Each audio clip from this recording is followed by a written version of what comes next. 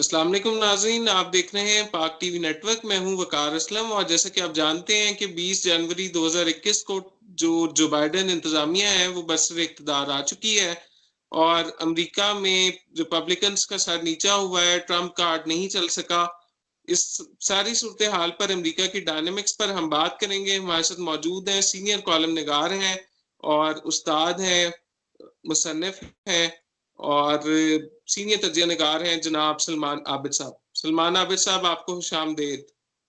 जी, बहुत-बहुत शुक्रिया आपका कि आपने मुझे अपने प्रोग्राम में मदऊ किया और मुझे बड़ी खुशी है कि आप एक अच्छा प्रोग्राम करने की कोशिश करते हैं हमेशा।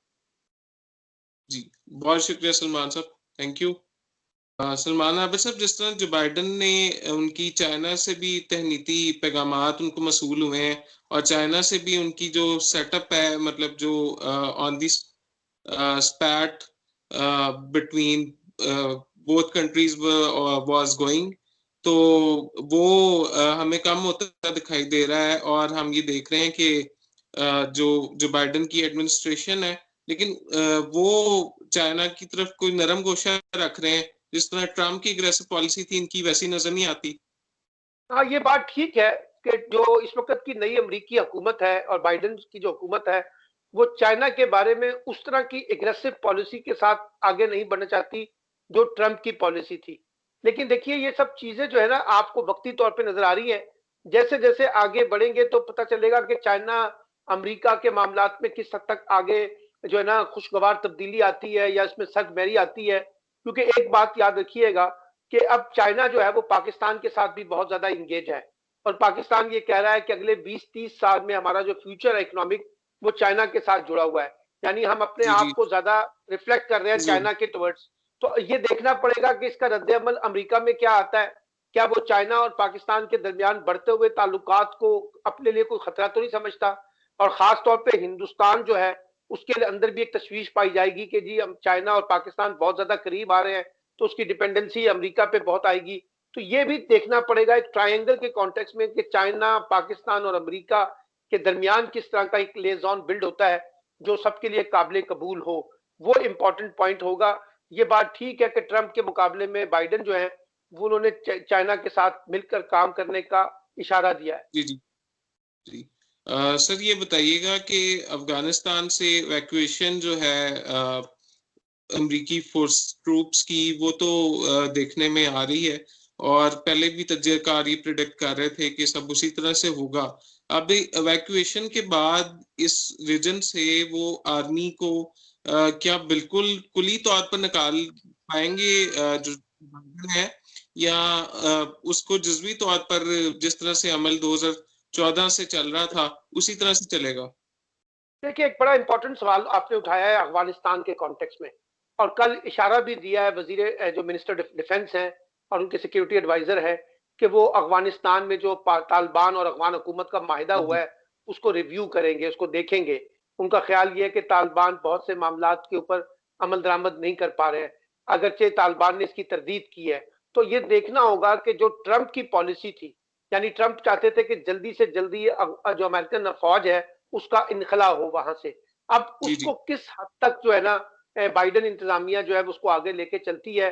क्या पिछला जो माहिदा है उसी की पासदारी करते हुए आगे बढ़ा जाएगा, या उस माहिदे से इनकार किया जाएगा, किसी नए माहिदे की बात की जाएगी। जो इस वक्त देखे ना 19 साल के बाद अफगान हुकूमत और अफगान तालिबान के दरमियान भी एक तहरीरी माहिदा जी, हुआ है। अब अगर आप इस वक्त चीजों को खराब करेंगे, तो ये जितने भी माहिदे हुए हैं और जो कोशिशें हुई हैं अफगान पीस प्रोसेस की, वो डिस्टर्ब होगी। लेकिन मुझे ये जी, लगता है कि अफगानिस्तान के कॉन्टेक्स्ट में एक तरफ बाइडेन है, दूसरी तरफ अमरीकी इंतजामिया, यानी जिसे हम अमेरिकन एस्टेब्लिशमेंट कहते हैं, पेंटागन और सीआईए, वो भी बहुत कंसर्न्स होंगे। तो वो भी जी, देखेंगे कि हमारा एजेंडा अफगानिस्तान के कॉन्टेक्स्ट में क्या है। तो एक दबाव जो है वो बाइडेन के ऊपर, जहां अमेरिकन एस्टेब्लिशमेंट का होगा ड्यू टू डोमेस्टिक जी, पॉलिटिक्स, उसी तरीके से उनको अफगानिस्तान से कोई बहुत ज्यादा बाहर निकलने की वो पोजीशन पे नहीं होंगे। उन्हें जो भी खेलना है इसी फ्रेमवर्क के अंदर खेलना है। लेकिन ये भी देखना पड़ेगा कि क्या अगर वो तब्दील करते हैं, तो ये जो सारा जी, जी, अफगान पीस प्रोसेस का अमल आगे बढ़ा है, कहीं अगर ये पीछे की तरफ चला गया और मजीद इसमें डेफिसिट और बदएतमादी की फिजा पैदा होती है और एक डेडलॉक पैदा होता है, तो ये पाकिस्तान के साथ साथ खुद अफगानिस्तान और फिर अमेरिका के लिए भी एक बहुत बड़ा खतरा साबित हो सकता है। जी बिल्कुल दुरुस्त फरमाया आपने। और जो बाइडेन की जिस तरह से आपने कहा कि बिल्कुल कोई प्रिडिक्ट नहीं कर पा रहा था और तमाम लोगों का ख्याल था कि ट्रंप इकोनॉमी को बहुत संभाल कर लेके चले हैं और उन्होंने बहुत काम किया है, लेकिन दूसरी तरफ ये भी समझा जा रहा था कि जो उन्होंने रेसिस्ट पैदा किए हैं, जो उन्होंने रेसिज्म की लहर को हवा दी है, उससे भी अवाम जो है वो छुटकारा चाहते हैं। और अब यूनिटी की जो अ, बयान दाग रहे हैं जो बाइडेन, उससे वो काफी लोग जो हैं खुश दिखाई दे रहे थे। और इस तरह से ट्रम्प की शिकस्त जो है वो क्या रिपब्लिकन्स के लिए सुबकी का बायस बनी है, या ये देखने में आ सकता है कि रिपब्लिकन जो हैं वो दोबारा इक़्तिदार में आ सकेंगे? देखिए, पहली बात तो ये है कि अमेरिका में जो भी हारे या जीते, आपको हुकूमत तो 2 ही पार्टियों की नज़र आएगी ना, रिपब्लिकन की या डेमोक्रेट की, एक बात। दूसरी बात ये कि अभी रिपब्लिकन का भी चैलेंज ये है कि वो बहुत आसानी से ट्रंप को रूल आउट नहीं कर सकते, क्योंकि ट्रंप जी, ने जी। 7 करोड़ वोट लिए ना, मैंने आपको बताया। तो इसलिए जी, वो ये जी, जी। देखेंगे कि ट्रंप एक पॉपुलर फिनोमेना है, और अगर ये पॉपुलर फिनोमेना मेंटेन रहता है, बढ़ता है, तो फिर आप देखिएगा कि रिपब्लिकन का इन्हिसार भी बहुत ज़्यादा ट्रंप के ऊपर बढ़ेगा। अब देखना जी, यह है कि वो इम्पीचमेंट जो ट्रंप के खिलाफ होनी है, क्या वो जी। कामयाब होती है? अगर वो कामयाब होती है तो फिर उसकी एक और शक्ल निकलेगी। अगर वो नाकाम होती है तो फिर उसकी एक और शक्ल हमें देखनी पड़ेगी। लेकिन मुझे ये लगता है कि अगर वो कामयाब नहीं होती तो फिर ट्रंप फिनोमेना जो है वो चलेगा। और अगर वो नाकाम हो मतलब कामयाब हो जाती है इम्पीचमेंट, और ट्रंप जी, को वाकई उनको इम्पीचमेंट का सामना करना सुप्रीम पड़ता है, तो उस सूरत में फिर जो अमेरिका के अंदर पहले से तकसीम है ना, ये और ज्यादा जी, जी, गहरी हो जाएगी, क्योंकि जो वोटर है ना, वो किसी कानूनी फैसले को शायद तस्लीम ना करे, वो सियासी फैसले के साथ खड़ा हो, तो वो अमेरिकी सियासत में इंतशार ही पैदा करेगा, कोई इस्तेकाम नहीं आएगा। ये बाइडेन की ख्वाहिश तो जरूर है कि वो जी, जो है ना यूनिटी को डेवलप करें, क्योंकि जो भी अमेरिकन प्रेसिडेंट आता है वो चाहेगा कि उसकी सोसाइटी जो में यूनिटी आए, ताकि वो जी, अपनी जी, हुकूमत को ज्यादा बेहतर तरीके से रन कर सके। लेकिन यूनिटी को कायम करना, उसको मेंटेन रखना, उसको जी, जोड़े जी, रखना, ये इतना आसान काम नहीं होगा इस वक्त अमेरिका के लिए, जो उनकी अभी मौजूदा डोमेस्टिक पॉलिटिक्स है। यही चैलेंज जो है वो रिपब्लिकन को भी दरपेश होगा और डेमोक्रेट्स को भी होगा कि हम किस तरीके से अमेरिकी सोसाइटी को एक बड़े इंतशार से बचा सकें। जी, जी। सलमान आबिद साहब ये बताइएगा कि जो बाइडेन तो इस चीज़ के हामी हैं कि वो नॉन न्यूक्लियर प्रोलिफरेशन चाहते हैं और चाहते हैं कि दुनिया से खात्मा हो जो वेपन्स हैं। तो दूसरी जानिब जो ट्रंप हैं, वो किम जोंग के मतलब दोस्त भी रहे, पहले दुश्मन थे, फिर उनकी आपस में काफ़ी मुलाकातें रहीं। तो नॉर्थ कोरिया से उन्होंने काफ़ी असला भी खरीदा। तो आप समझते हैं कि जो वेपन से छुटकारा हासिल करने की कोशिश है, वो किसी हद तक जो बाइडेन की कामयाब हो सकेगी? देखिए, पहली बात तो ये है कि बाइडेन की अपनी पॉलिसी अपनी जगह, लेकिन जी, डेमोक्रेट्स की भी एक पॉलिसी है, और डेमोक्रेट्स अमूमी तौर पे जंगों के अंदर उलझते रहे हैं। एक बात तो ये है। देखिए ना, बाइडेन ने अपने ट्रंप ने जाने से पहले जो तकरीर की है, उस तकरीर में बड़े साफ अंदाज में कहा है कि उसने अमेरिका के लिए कोई नई जंग शुरू नहीं की। यानी वो उसे अपनी कामयाबी के तौर पे पेश कर रहा था कि उसने नए तनाज़े पैदा नहीं किए, नई जंगें पैदा नहीं जी, की, बल्कि जो पिछली जंगें हैं, उनको भी मिनिमाइज करने की कोशिश की। अफगानिस्तान जी, की मिसाल देते हैं वो, अगरचे वो अपनी दाखिली पॉलिटिक्स में एक बड़ी जंग शुरू छेड़ के चले गए हैं, लेकिन जी, जी, जनरली ये जो भी कहता है ना कि हम जंगों के मामले में को पसंद नहीं करते, लेकिन जी, जी, अमेरिका की जो ओवरऑल पॉलिसी है, उसमें सिर्फ एक फर्द की तो पॉलिसी नहीं चलती ना, उसमें अमेरिकन जी, जी, इलेक्टेड गवर्नमेंट यानी अमेरिकन सदर भी है, एस्टेब्लिशमेंट भी है, फिर जो पार्टी जिसकी टिकट पे वो सदर मुंतखब होता है वो है। तो ये बहुत से मामलात होंगे।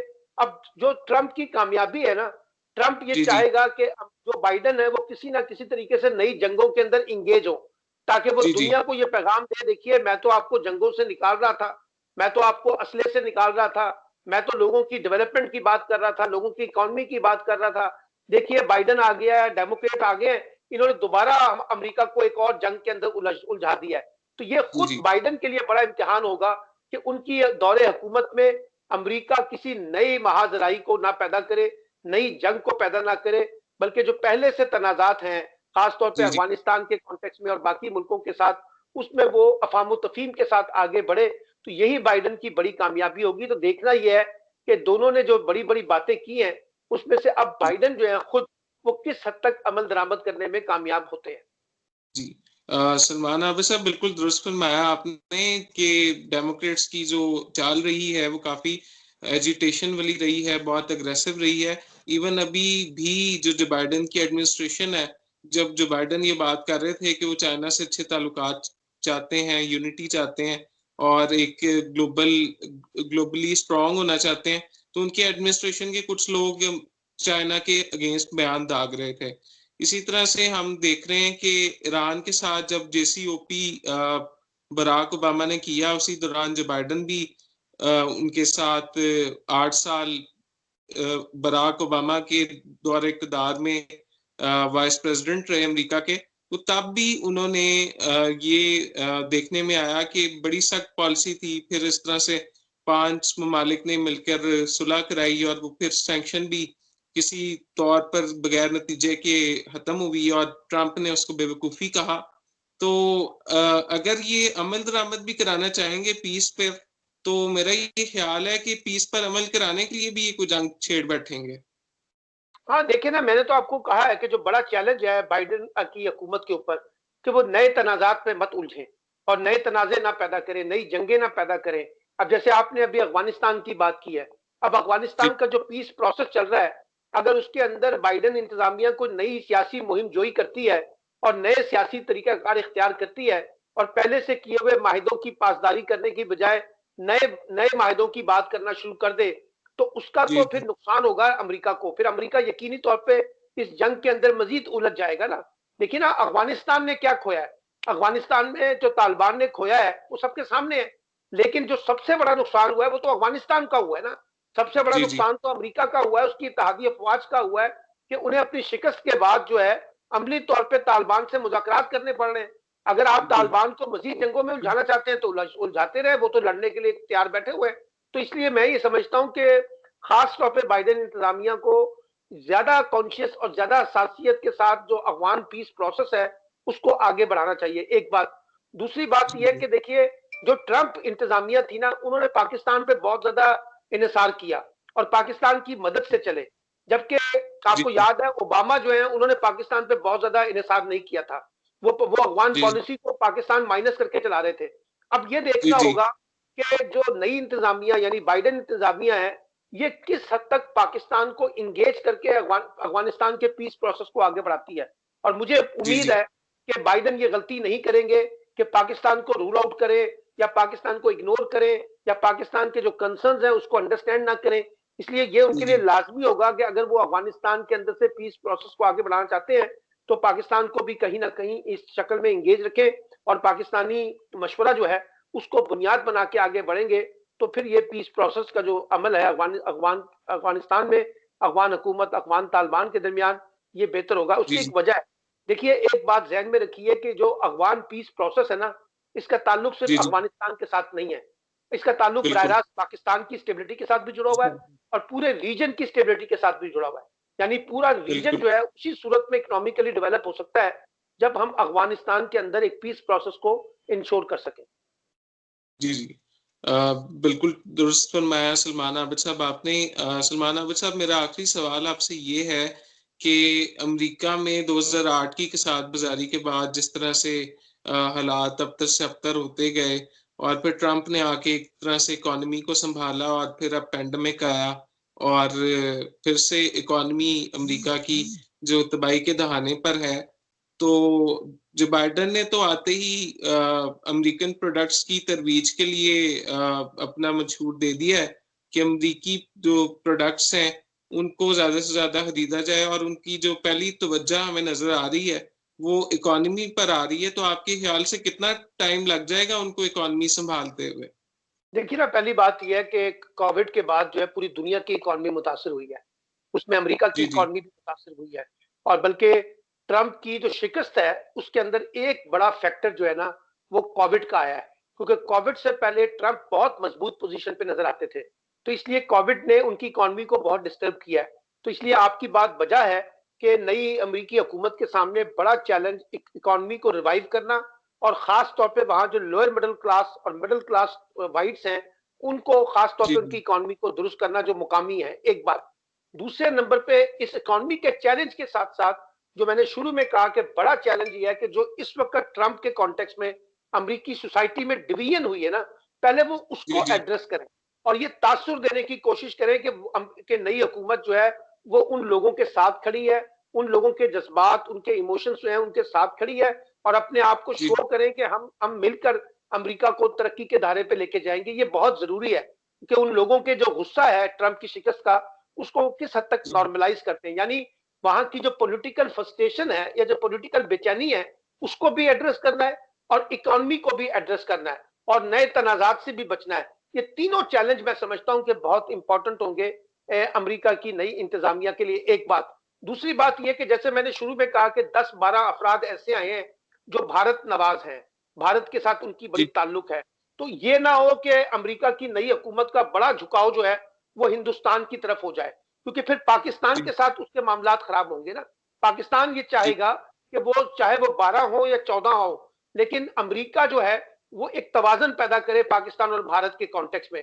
और आपको मालूम जी, है उनकी जो अमेरिकन वाइस प्रेसिडेंट इलेक्ट हुई हैं जो भारत से ताल्लुकती हैं, कमला हारिस, हारिस, वो भी वो जी, भी और बाइडेन भी इंतखाबी मुहिम के दौरान कश्मीर के ऊपर काफी अपना मुस्बत एक तासुर दिया था उन्होंने कि जब वो आएंगे तो कश्मीर के मसले को हल करेंगे, कश्मीर में इंसानी हकूक की खिलाफ वर्जी पे बड़ी बात की है। तो अब ये भी देखना जी, होगा कि अगर वो आगे बढ़ना चाहते हैं, पाकिस्तान के साथ भी ताल्लुकात को इस्तेमाल करना चाहते हैं, तो उनका रिस्पॉन्स टुवर्ड्स कश्मीर कितना होता है और कितना वो जी, हिंदुस्तान पे दबाव डालते हैं कि वो कश्मीर के अंदर ये जो खास तौर पे आर्टिकल 370 और 35A की जी, बुनियाद के ऊपर जो वहां एक तकसीम पैदा जी, जी, की गई है उसको किस हद की तक और एड्रेस करते हैं, इंसानी हकूक की खिलाफ वर्जियां जो वहां हो रही है उसको कैसे एड्रेस करते हैं। तो ये बड़े इंपॉर्टेंट सवाल होंगे पाकिस्तान अमेरिका ताल्लुकात के कॉन्टेक्स्ट में भी। अमेरिका जो है वो पाकिस्तान और हिंदुस्तान के दरमियान कैसे बैलेंसिंग करता है, यानी वो जरूर हिंदुस्तान के मफाद को सोचे, लेकिन उसको साथ साथ उसे पाकिस्तान का मफाद भी देखना है और वो ये देखना है कि जी, मकबूजा कश्मीर में जो कुछ हो रहा है उसका मसला भी उसे किसी ना किसी शक्ल में रिजॉल्व करना है। क्योंकि अगर बाइडेन ने भी वही रवैया इख्तियार किया जो ट्रंप का जी, था, देखिए ट्रंप ने तो कहा था ना कि वो सालसी का रोल प्ले करने के लिए तैयार है कश्मीर के मसले जी, पे जी, पाकिस्तान और भारत के दरमियान। तो क्या इस तरह की पेशकश जो है वो बाइडेन इंतजामिया देगी और इस पेशकश में कोई अमली तौर पे कुछ आगे बढ़ेगी, क्योंकि ये जो खित्ता है जो जहां बरसगीर है इसमें हिंदुस्तान और पाकिस्तान के दरमियान ताल्लुकात को बेहतर होना ये भी खित्ते की बहुत जरूरत है ना। जी, और खित्ते के अंदर बिल्कुल, तरक्की के लिए जरूरी है कि तमाम ममालिक आपस में मिलकर काम करें। तो अमरीकी इंतजामिया पे एक जिम्मेदारी तो बनती है कि वो जो पाकिस्तान और जी, भारत के दरमियान जो इस वक्त डेफिसिट है उसको मिनिमाइज करे, उनके दरमियान डायलॉग को इनिशिएट करे, कश्मीर की सिचुएशन के ऊपर कुछ रोल प्ले करने की कोशिश करे। तो ये देखना होगा कि किस तरीके से अमरीकी नई इंतजामिया नई हुकूमत जो है वो हिंदुस्तान के तनाजुर में अपना रोल प्ले करेगी in in the interest of Pakistan. जी।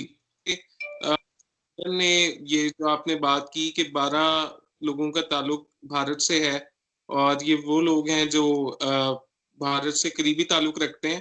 तो इस एडमिनिस्ट्रेशन तो उन्होंने चुन ली, लेकिन जिस तरह से उन्होंने पहले दिन आते ही जो क्लाइमेट अकॉर्ड था उसमें शमूलियत दोबारा से की और उनका जो यूनिटी वाला मतमा नज़र है, तो आपको नहीं लगता कि इस सारी सूरत-ए-हाल में भूचाल पैदा करने के लिए ट्रंप के जो हवारी हैं, वो तख्ता उलट सकते हैं बाइडेन का?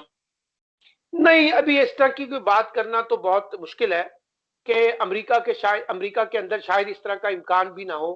और जो इम्पीचमेंट की बात की जा रही है ट्रंप की, वो भी देखना होगा कि किस हद तक प्रोसेस के अंदर आगे चलती है। लेकिन इतनी बात बड़ी वाज़ेह है कि ट्रंप इतनी आसानी से विथड्रॉल नहीं करेंगे, एक बात। और ना सिर्फ ट्रंप, यानी उसके जो ट्रंप के साथी हैं या ट्रंप के जो जी, जी, सपोर्टर हैं, जो उनके वोटर हैं, वो भी इतनी आसानी से विथड्रॉल नहीं करेंगे और बाइडेन को एक मुश्किल टफ टाइम देंगे। यानी जी, अमेरिकी हुकूमत को अब इस वक्त बाहर से ज्यादा अंदर से खतरा ज्यादा होगा और अंदर से उनको कई जी, तरह जी, के चैलेंजेस का सामना करना पड़ेगा जो ट्रंप फिनोमेना के कॉन्टेक्स्ट में या ट्रंप का जो पॉपुलरिज्म था उसके कॉन्टेक्स्ट में उनको फेस करना पड़ सकता है। ये मुझे लगता है कि अमेरिका की जो हुकूमत है मौजूदा उसको अपने मुखालफिन से ज्यादा चैलेंजेस का सामना करना पड़ेगा अमेरिका की डोमेस्टिक पॉलिटिक्स के कॉन्टेक्स्ट में। Thank you sir, thank you. Hafiz.